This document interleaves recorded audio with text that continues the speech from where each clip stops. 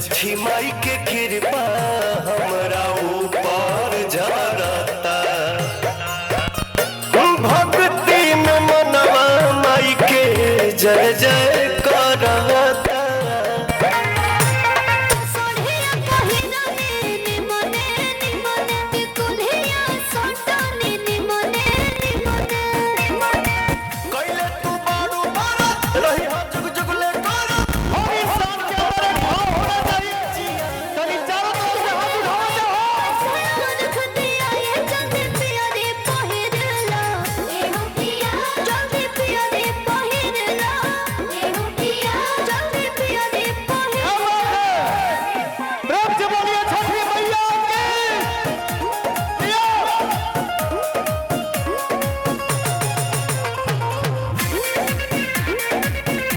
Committee के सेवकन से अनुरोध बा कि तनी छोट छोट लड़का पर विशेष ध्यान रखे के बा।